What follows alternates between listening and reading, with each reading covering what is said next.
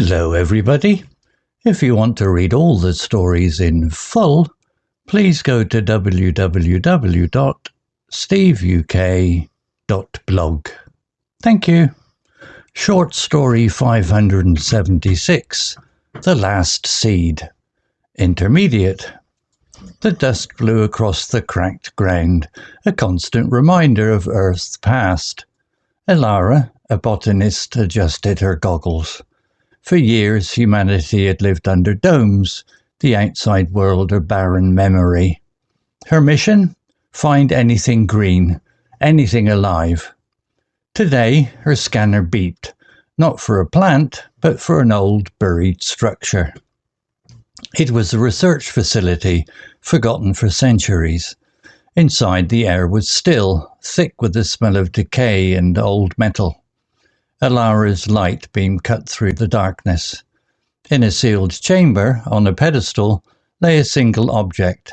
It pulsed with the soft green light. Not a seed she recognized, but something entirely new. It felt alien. Her portable lab quickly identified it. This was no Earth plant. It was an extraterrestrial seed, designed for terraforming, to make dead planets live again. But it needed a specific energy signature to activate, a frequency only found in the deep, unstable core of the old power plant, miles away. Retrieving it would be dangerous. The plant was active, but barely, and highly unpredictable. Elara knew the risks. If she failed, this last hope would be lost. If she succeeded, Earth could breathe again. She contacted her base, but the signal was weak. They wouldn't understand the urgency. This was her choice. She travelled for 2 days, navigating collapsed highways and dust storms. The power plant loomed, a skeletal giant against the grey sky. Inside, broken machinery hummed with erratic energy.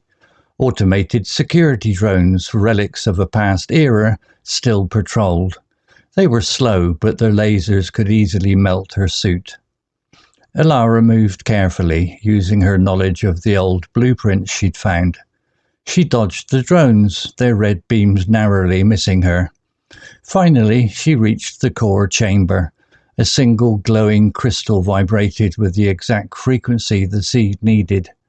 She had to extract it without causing a meltdown. With trembling hands, she used a specialized tool to carefully detach the crystal. The plant groaned, power fluctuations shaking the ground. She moved fast, escaping just as the chamber sealed itself, the crystal safely in her shielded container. Back at the research facility, Elara placed the crystal next to the seed. The green light intensified, then pulsed outwards, covering the room. It wasn't a violent burst, but a gentle expanding wave. The dust on the floor began to shimmer, then subtly shift. Tiny, almost invisible sprouts emerged from the cracks. Elara watched, tears in her eyes. The seed wasn't a quick fix, but a patient promise. It would take decades, maybe centuries, but Earth was healing. Humanity wouldn't just live under domes anymore. They would live on Earth again. The last seed had found its home, and the world had found its future. Vocabulary notes. Cracked. Adjective. Definition. Broken without separating into parts, having lines on the surface where it is broken. Example. The dust blew across the cracked ground, a constant reminder of Earth's past. Similar words. Fractured. Split. Fissured. Barren. Adjective. Definition. Of land. Too poor to produce much of any vegetation. Empty and not interesting or attractive. Example. For years, humanity had lived under domes, the outside world a barren memory. Similar words. Unproductive. Desolate. Infertile. Empty. Beeped. Verb. Past tense of beep. Definition. made a short, high sound. Example, today her scanner beeped, not for a plant, but for an old buried structure. Similar words, bleeped, chirped, sounded. Facility, noun. Definition, a place, amenity, or piece of equipment provided for a particular purpose. Example, it was a research facility, forgotten for centuries. Similar words, establishment, institution, center, plant. Decay, noun.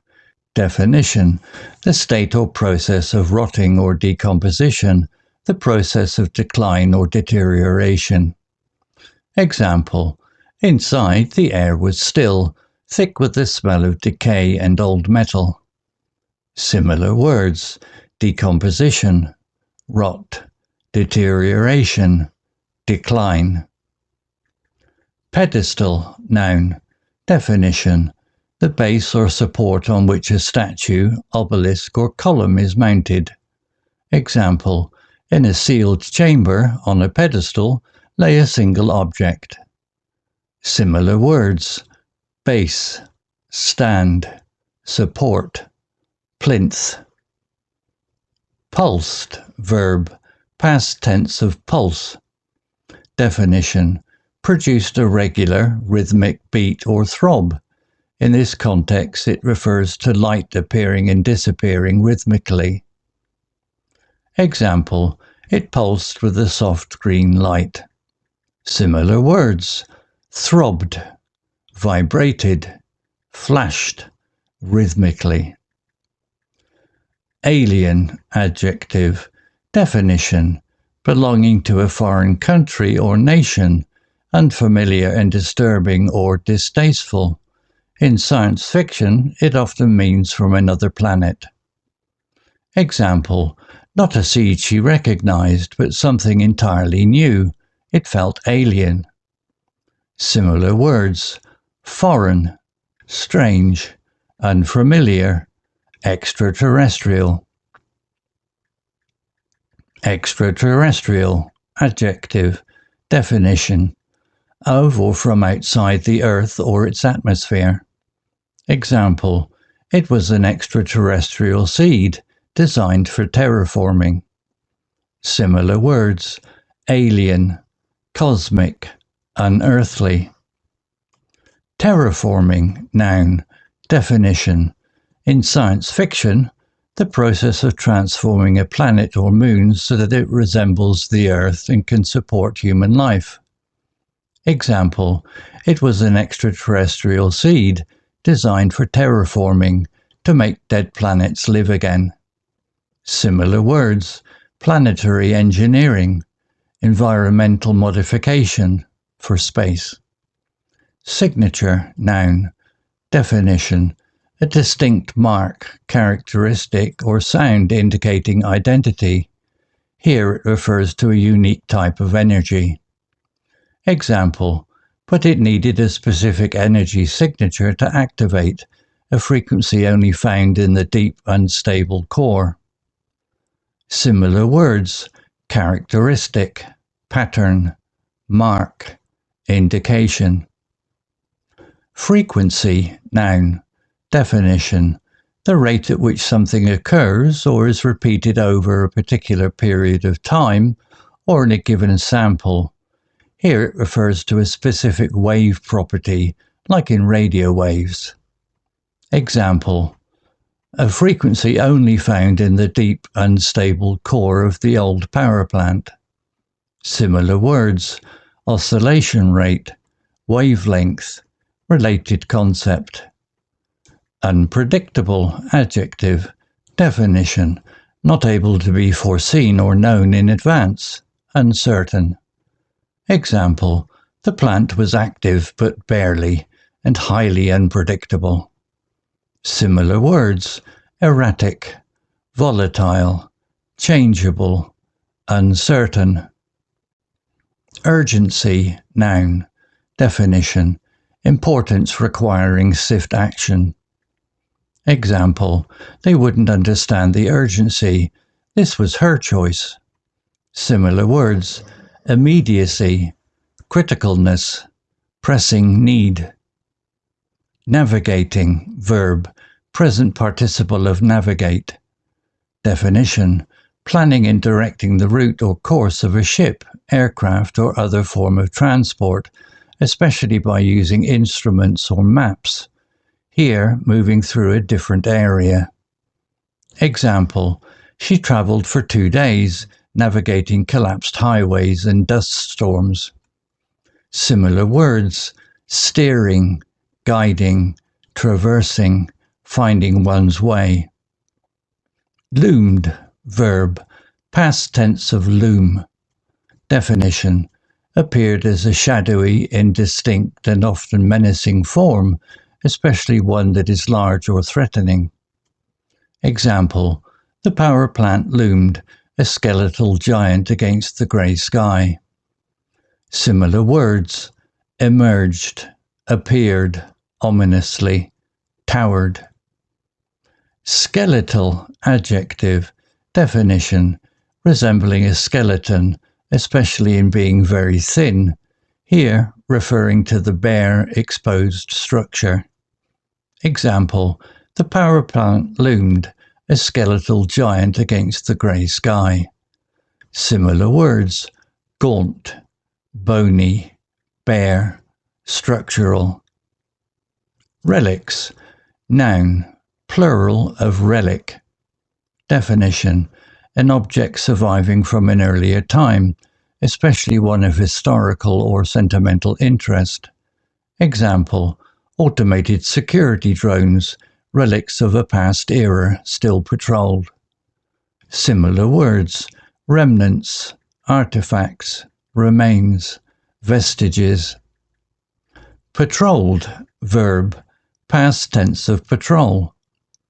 Definition, kept watch over an area by regularly walking or travelling around it. Example, automated security drones, relics of a past era, still patrolled. Similar words, guarded, surveyed, monitored. Blueprints, noun, plural of blueprint. Definition, a detailed plan or scheme, a design or technical drawing. Example, Elara moved carefully, using her knowledge of the old blueprints she'd found. Similar words, plans, designs, schematics, diagrams. Vibrated, verb, past tense of vibrate. Definition, moved or made something move continuously and rapidly to and fro. Example, a single glowing crystal vibrated with the exact frequency the seed needed. Similar words, quivered, shivered, trembled, oscillated. Meltdown, noun. Definition, an accident in a nuclear reactor in which the fuel rods melt through their containment and release radioactivity. Figuratively, a complete failure or collapse. Example, she had to extract it without causing a meltdown. Similar words, collapse, catastrophe, disaster, failure. Detached, verb, past tense of detach. Definition, separated or disconnected, something from something else. Example, with trembling hands, she used a specialized tool to carefully detach the crystal. Similar words, separated, unfastened, disconnected, removed. Groaned, verb, past tense of groan. Definition, made a deep, inarticulate sound in response to pain or despair. Here the sound of machinery under strain. Example, the plant groaned, power fluctuations shaking the ground. Similar words, rumbled, creaked, moaned. Fluctuations, noun, plural of fluctuation. Definition: irregular rises and falls in number or amount, a state of continual change. Example: the plant groaned, power fluctuations shaking the ground. Similar words: variations, changes, oscillations, instability. Shimmer, verb. Definition: shone with a soft, slightly wavering light. Example: the dust on the floor began to shimmer, then subtly shift. Similar words: gleam, glint, sparkle, glimmer. Subtly, adverb. Definition: in a way that is so delicate or precise as to be difficult to analyze or describe. Here, a small, hard-to-notice change. Example: the dust on the floor began to shimmer, then subtly shift. Similar words: faintly, delicately, slightly, imperceptibly. Sprouts, noun, plural of sprout. Definition: a shoot from a plant, also a verb, to begin to grow. Example: tiny, almost invisible sprouts emerged from the cracks. Similar words: shoots, seedlings, buds. Story written by Gemini Pro AI. Image created by Imagio AI. To read all the stories in full, please go to www.steveuk.blog. Thank you. CC Music, drifting at 432 Hz, Unicorn Heads. All right, let's get right into it. Today, we're diving into this incredible sci-fi short story, The Last Seed. And it's really all about loss, but also hope, and this monumental task of, bringing a dead world back to life. And right from the jump, the story just drops you into this scene. I mean, this one sentence, it's not just describing the scenery, right? It tells you everything. The Earth, as we know it, it's gone. What's left is just this broken landscape, a reminder of everything that's been lost. So here's the setup. In this future, what's left of humanity is surviving, but they're stuck in these domes. Our main character, our hero, is a botanist named Elara. Her whole reason for being is to find the one thing that's completely vanished: life. I mean, can you imagine? She's out there looking for a splash of green in a world that's just dust and decay. The story uses this phrase, a barren memory, to describe the world. And that word choice, man, it's so important. Barren isn't just about poor soil where you can't grow stuff. No, it goes deeper. It captures this total desolation, the complete emptiness of hope.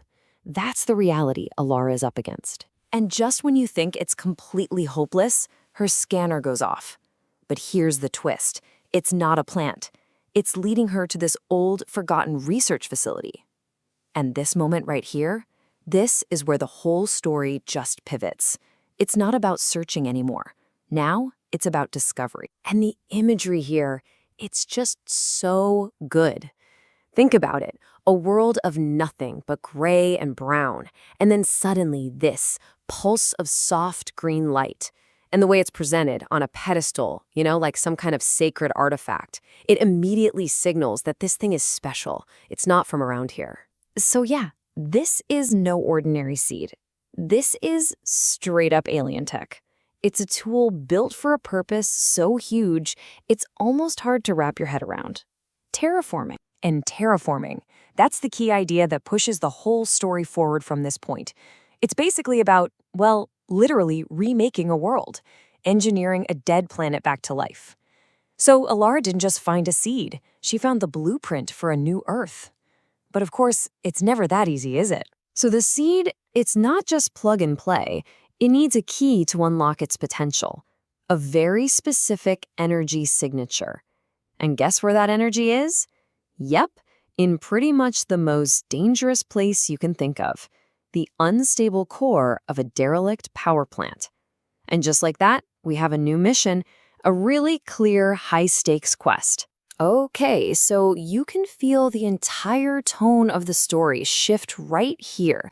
We're leaving that quiet, mysterious lab behind, and we're thrown into a full-on action tension sequence. Elara has to journey across this ruined world to face a whole new kind of danger. And listen to this description, it's so good. The power plant isn't just a building, it's a skeletal giant. That imagery, it makes the place feel like this ancient, monstrous thing. A dead titan, you know? It just amps up the sense of danger before she even gets close. Once she's inside, the conflict is crystal clear. It's old death versus new life, plain and simple. She's got to get past these threats from the past, these old automated security drones, to grab the one thing that represents hope for the future. That energy crystal. And the story calls the drones relics, which is just the perfect word. They're not just robots. They're like dangerous ghosts from a world that's already gone, still mindlessly carrying out this mission that has absolutely no meaning anymore. So the action just kicks into high gear. The writing gets really sharp, really direct. You can picture it, right? Elara dodging, weaving through the dark corridors, red laser beams slicing through the air, just barely missing her. And this is it, the climax of her whole quest. She finally makes it to the core chamber. But grabbing this crystal isn't going to be easy. It's not a smash and grab. This is a super delicate operation. One wrong move, and the whole place could go into a catastrophic meltdown. The author focuses on her trembling hands, and that's such a great little detail. It shows you that even our hero, Elara, is at her absolute breaking point. She needs perfect precision, but the crystal itself is vibrating, which is just a perfect metaphor for the instability and the massive risks she's taking. The second she takes the crystal, the whole power plant just reacts. It's described as groaning, like some giant wounded animal. You've got these power fluctuations shaking everything. It really drives home how close this whole system was to collapse.